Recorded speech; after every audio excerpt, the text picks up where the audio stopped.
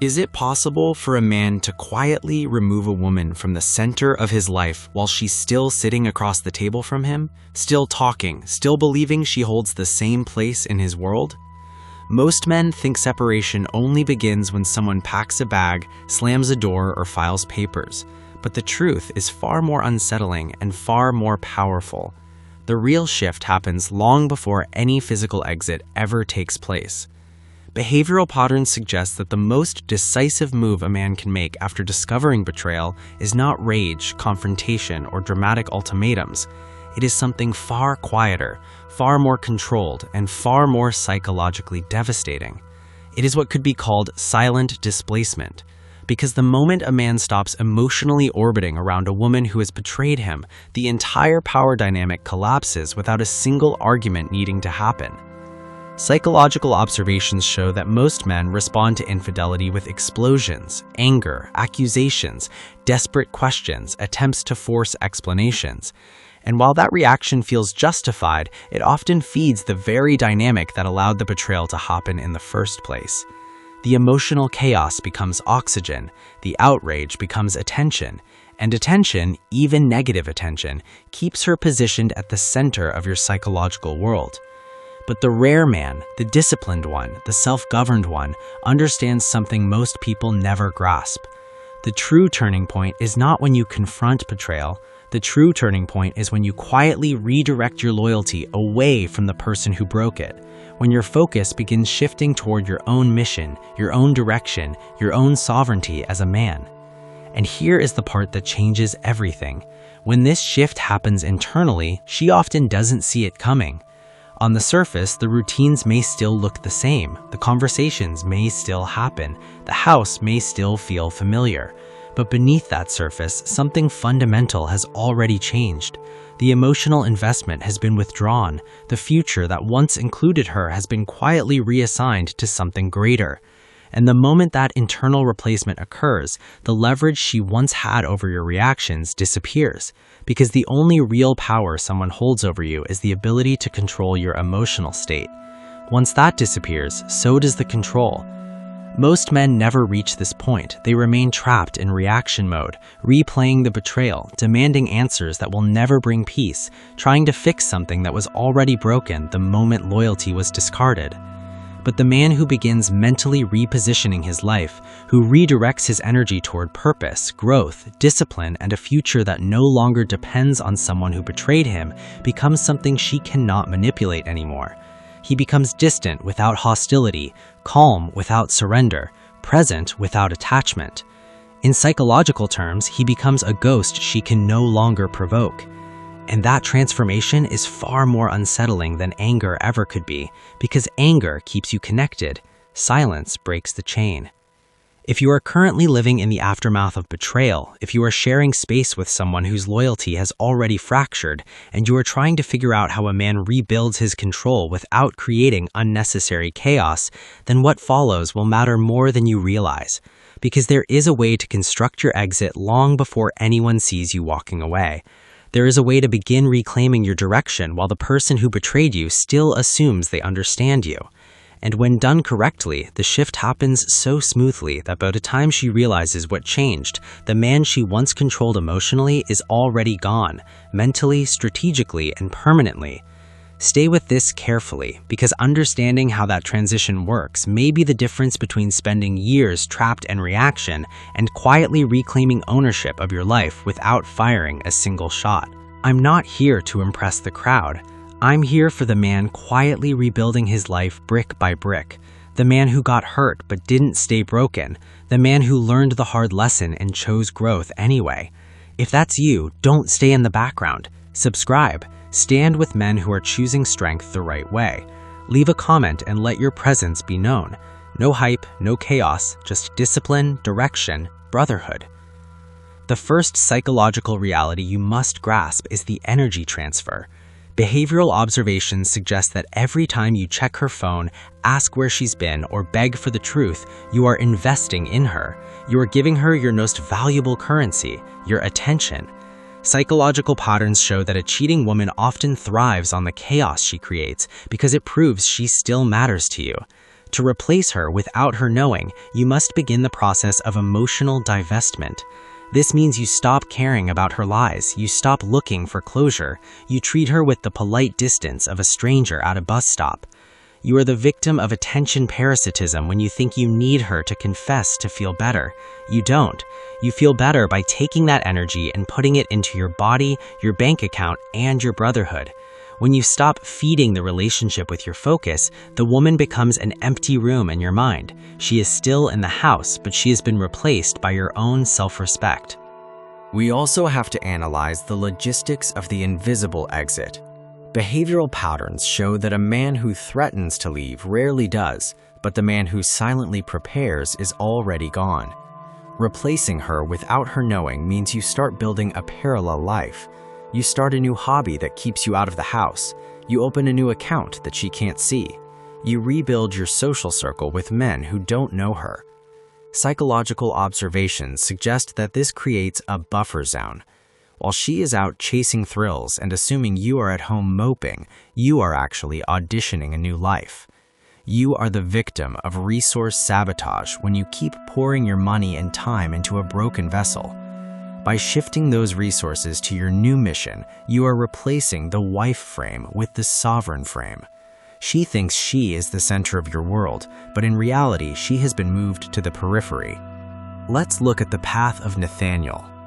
Nathaniel was a man who prided himself on loyalty. When he found out his wife, Malia, was seeing someone else, he was destroyed. But instead of leaving, Nathaniel tried to win her back. He stayed in the house, crying and asking her why. He followed her to work. He tried to replace her infidelity with more love. He thought that if he showed her enough value, she would stop. Nathaniel is the loser in our story because he suffered from the emotional sunk cost fallacy. He thought he had to stay and fight for a woman who had already left the building mentally. Psychological patterns show that Malia didn't see Nathaniel's love as strength, she saw it as pity. She stayed in the house only because it was convenient, and she continued her affair while Nathaniel paid the mortgage. Nathaniel became a prisoner of hope.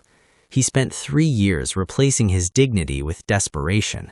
He ended up losing his house, his health, and his sanity because he refused to replace her with himself. He found out the hard way that a man who fights for a woman who doesn't want to be saved is just a man who is drowning with her. He was a victim of reactive dependency, proving that the man who stays to fix her usually ends up broken beyond repair himself. The second major psychological pattern is the identity reset. Behavioral observations suggest that men in long-term relationships often merge their identity with their partner. You aren't Nathaniel anymore, you are Malia's husband. When she cheats, your identity feels attacked. To replace her without her knowing, you must kill the husband identity and resurrect the sovereign individual. Psychological patterns show that when a man starts dressing better, eating better, and speaking with more authority, the woman in the house starts to feel a shift. She realizes she no longer knows who he is, but because he isn't attacking her, she has no defense. You are the victim of identity erasure when you let her actions determine your worth. By replacing her importance with your personal excellence, you are exiting the relationship spiritually before you exit physically. We must also look at the strategic silence. Behavioral patterns show that the cheater expects conflict. They expect you to be suspicious. When you replace her without her knowing, you become unpredictable. You stop asking, "Where are you?" You stop looking at her phone. This silence is a weapon. Psychological observations suggest that when a man becomes stoic and indifferent, it triggers a panic response in the cheating partner. She begins to wonder, who has replaced me in his mind? She might try to lure you back with affection or drama, but the sovereign man knows this is just manipulation. You aren't playing a game, you are executing a move. You have already replaced the need for her validation with the power of your own presence. You have to understand that your future is a limited asset. If you spend that asset trying to monitor a traitor, you are losing twice. Behavioral observations suggest that a man who quietly replaces his partner with a new vision of himself is the only one who wins in the long run. You are the chief executive officer of your life. If a department of your life, the marriage, is corrupt and losing money, you don't beg the employees to be honest. You outsource your happiness back to yourself and wind down the department in silence. You are the prize. If the woman in your house doesn't qualify for the prize anymore, you withdraw the award without an announcement. I don't make content for the average mindset. I make it for the man who holds himself accountable when nobody's watching. The man who can say no to distractions, not because he's controlled, but because he's in control. If you're looking for comfort, this won't resonate. But if you're building discipline, rebuilding your standards, and refusing to stay average, you belong here. Most people watch, nod, and disappear. But if you're different, prove it. Subscribe. Leave a comment. Not for me, for you. Let this be the moment you stop consuming and start committing. The third psychological reason you must replace her presence in your mind while still living with her is the protection of the creative core. Behavioral observations suggest that a man's ability to earn, build, and lead is directly tied to his internal quiet. When you are inhabited by the thoughts of a cheating wife, wondering where she is or who she's texting, your creative core is occupied by a parasite. Psychological patterns show that this leads to professional stagnation. To replace her, you must fill that mental space with a colossal project. Whether it's a business, a physical transformation, or a new skill, that project must become the primary resident of your mind. You are the victim of cognitive squatting when you allow a woman who doesn't respect you to live rent-free in your head. By evicting her mentally and installing your mission, you are replacing the pain with productivity. She will see you working, she will see you succeeding, but she will feel that she is no longer the reason for it. That is where your power returns. We also have to look at the social pivot of the sovereign. Behavioral patterns show that a man who has been cheated on often hides in his house, feeling the shame of the betrayal. But the man who replaces her without her knowing starts expanding his social value outside the home. He starts reconnecting with high-value men. He starts attending events where he is respected. Psychological observations suggest that this creates a contrast. When you come home from a world where you were valued to a house where you were betrayed, the betrayal starts to look small and pathetic. You are the victim of isolation vulnerability when she is your only social mirror. By replacing her opinion with the validation of the brotherhood, you depower her ability to hurt you. You aren't cheating back, you are simply diversifying your life so that her bankruptcy doesn't bankrupt you. Let's look at the path of Julian. Julian was a man who discovered his wife Clarissa was having an emotional affair with a man from her gym. Julian didn't confront her with evidence he couldn't use. He didn't beg her to stop. He realized that the respect was gone. Julian decided to replace her in his life plan while they were still living in the same house for the sake of their legal separation window. He started investing in himself. He joined a boxing gym, he started a side consulting hustle, and he began spending his weekends camping with his brothers. Julian is the winner in our story because he utilized the power of indifferent presence. Clarissa noticed Julian was changing. He was fit, he was calm, and he was making more money. She tried to love bomb him to regain control. She tried to pick fights to get a reaction, but Julian was gone. He treated her like a polite roommate. He was replacing the husband role with the man on a mission role.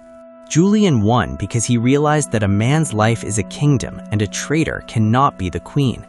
By the time he officially served the papers, Julian had already healed. He had already replaced his dependence on Clarissa with a dependence on his own hard work. He didn't lose a wife, he discarded a liability. He stayed sovereign because he realized that the best revenge isn't talking, it's being so successful and happy that her betrayal becomes a footnote in your biography. He became a master of emotional liquidation, proving that the man who moves on mentally before he moves out physically is the only one who navigates the storm without sinking. He didn't replace her with another woman, he replaced her with his own potential. The fourth major reason is the biological reset of the frame. Behavioral observations suggest that being around a cheater lowers your testosterone because you are in a submissive or victim state. By replacing her with high-intensity activity and stoic silence, you trigger a hormonal rebound. Psychological patterns show that success and autonomy are biological antidepressants for men. You are the victim of chemical depression when you dwell on her betrayal. By replacing the dwell time with build time, you flush the toxins out of your system.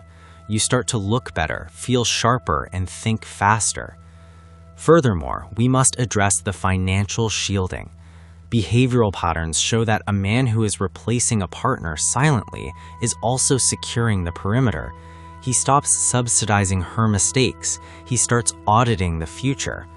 Psychological observations suggest that this is practical sovereignty. If she is loyal to the street, she doesn't deserve the security of the suite. You are the victim of resource hemorrhaging when you keep feeding a woman who is starving your spirit.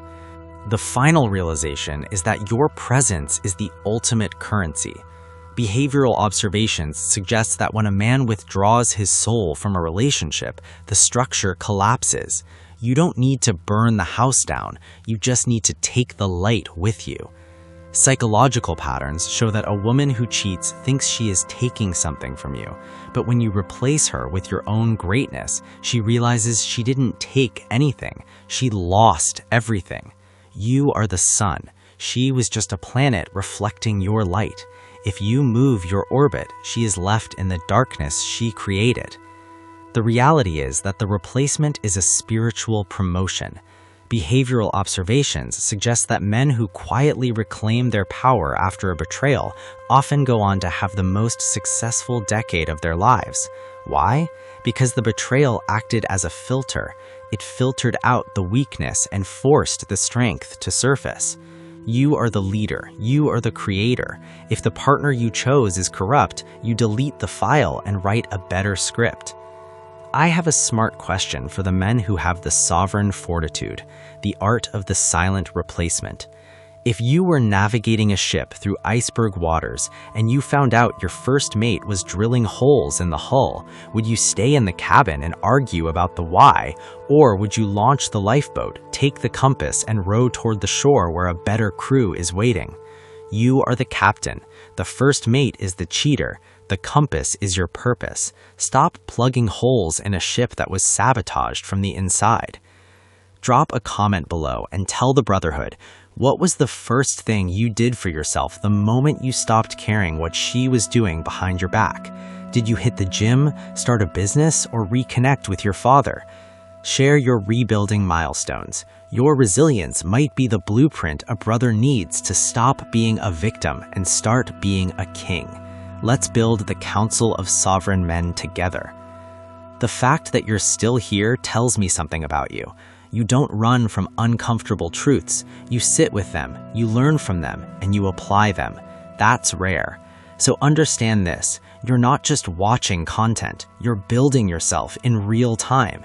And men who choose growth like that don't walk alone here. If this message sharpened you even a little, subscribe and stand with this community. Drop a comment and let me know it hit home. I pay attention.